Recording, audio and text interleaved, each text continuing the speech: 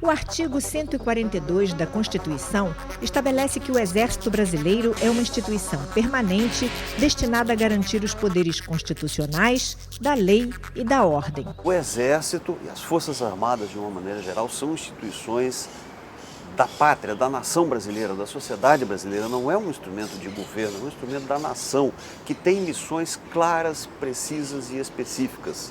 Missão de defender a pátria, missão de defender os poderes constituídos, a lei, a ordem, e sérias outras missões que são previstas na Constituição.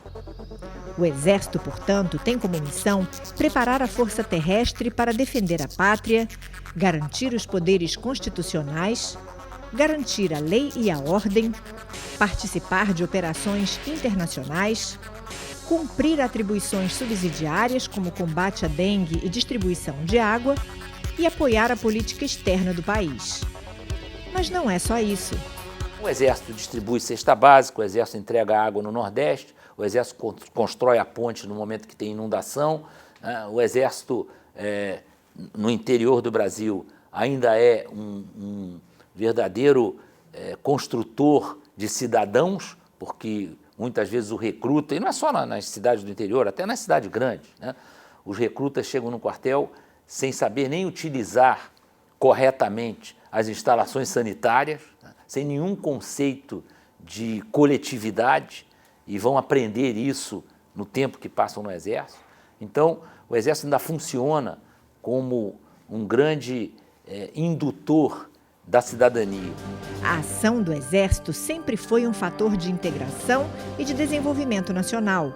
A engenharia militar é um exemplo dessa presença e atuação por fazer diferença na implantação dos projetos estratégicos nas áreas de transporte, telecomunicações, dentre outros. Em 70, quando eu vim para Manaus, nós já tínhamos televisão, telefone DDD, entendeu? Tudo isso construído pelo Exército, pela engenharia do Exército.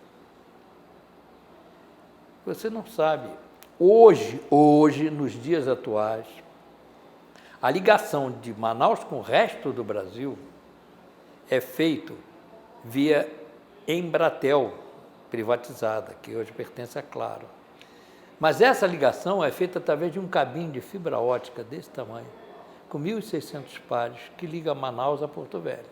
Tudo isso, esse sistema de ligação, foi construído para Embratel pelo Exército, pelos nossos engenheiros de comunicações do Exército construíram.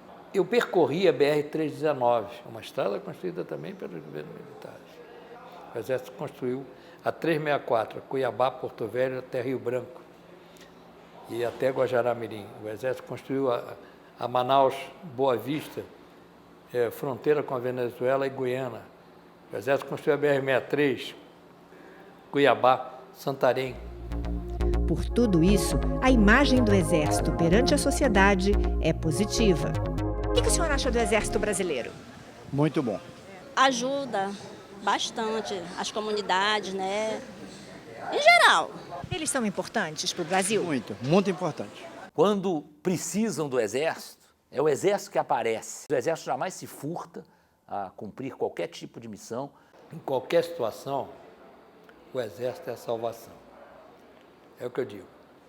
A situação engrossou, chama o Exército.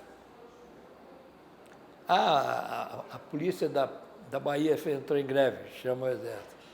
Enchente no Acre, chama o Exército. Problema de dengue, chama o Exército. Então, tudo é o Exército. Maré, chama o Exército. Lá no Alemão, quem é que tem que resolver? Meu Deus, tudo é o Exército. Estas atribuições do Exército ficam evidentes nas regiões mais afastadas dos grandes centros urbanos. No Amazonas, por exemplo, a presença do Exército é fundamental para a população. Eu comandei a Amazônia e, na fronteira da Amazônia, o Exército, junto com as outras Forças Armadas, mas muito mais o Exército, pelo fato de estar ali com o pé no chão, é a única presença do Estado brasileiro. E um tenente comandante no pelotão especial de fronteira, ele não é só o tenente, ele é o prefeito da área, ele é o juiz de paz, ele é o consultor sentimental, ele é o dono dos meios de saúde, ele é quem faz a escola funcionar. A relação aqui na Amazônia ela é muito próxima da sociedade com o Exército, principalmente porque muitas vezes nos longínquos áreas de isolamento da Amazônia, o Estado não se faz presente por problema de logística, por problema de transporte e outras coisas mais. Então a presença é do Exército. Dentro dessa presença, que é uma estratégia, nós nos relacionamos muito com a população local e a população local depende do nosso atendimento médico, do nosso transporte logístico, para que ela até possa sobreviver nessas áreas inóspitas da Amazônia. Nós temos 2 hospitais, o Hospital de São Gabriel e o Hospital de Tabatinga, que eles fazem o atendimento do SUS. Então nós temos um dado assim impressionante. No dia 22 de outubro do ano passado, nós tivemos 1.000 partos em Tabatinga.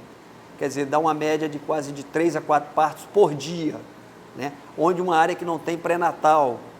Então, isso faz com que a população se aproxime muito dos nossos médicos militares, né? Os anestesistas, os pediatras, ginecologistas, porque nós mantemos eles lá por 2 anos obrigatoriamente. Já o poder público inaugura hospital, inaugura unidades de pronto atendimento, unidades básicas de saúde, mas ele tem, infelizmente, uma dificuldade de recrutar esses profissionais da medicina para colocar nesses pontos distantes. Já o Exército não. A carreira militar é especial e sempre foi uma das mais democráticas. O Exército nunca fez distinção social ou de raça. E apesar de o militar ser um servidor público, ele tem características bem diferentes de outras carreiras. A profissão militar é uma profissão diferente. O militar não é um funcionário comum que tem uma relação de emprego.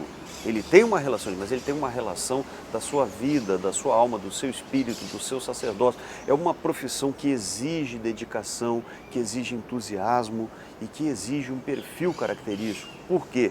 Porque o militar, ao representar o Estado, as profissões, as carreiras em que o Estado exerce a prerrogativa do uso da força, que o Estado é o único agente legalmente autorizado ao uso da força para o cumprimento de suas missões, o exército, o cidadão, o agente do Estado brasileiro, ao fazer isso, tem que ser uma pessoa preparada. E os agentes que usam armas, ou seja, a maior das forças, os militares e policiais e outros, são pessoas que têm que ter um preparo bastante grande. Por isso, o preparo e essas instituições são baseadas na hierarquia, na disciplina e cultuam valores. Mas o Exército de hoje quer mostrar que ele é um exército do futuro. O Exército é respeitado, ele tem um alto grau de confiabilidade, mas nós temos que trabalhar muito para fazer o Exército mais conhecido. Eu, às vezes, nas minhas palestras que faço, às vezes, sobre comunicação social, eu sempre digo, o Exército é mais ou menos como uma Ferrari, né? Todo mundo olha, acha bacana, confia, sabe que é um carro espetacular, mas muito pouca gente entrou, né? E andou numa Ferrari. Nós temos que abrir as portas dessa Ferrari, deixem a população conhecer o Exército, façam com que a população tenha pelo Exército, não só esse respeito e essa confiabilidade, tem uma intimidade com as coisas do Exército. Eu tenho certeza que vai aumentar ainda mais o respeito, a credibilidade.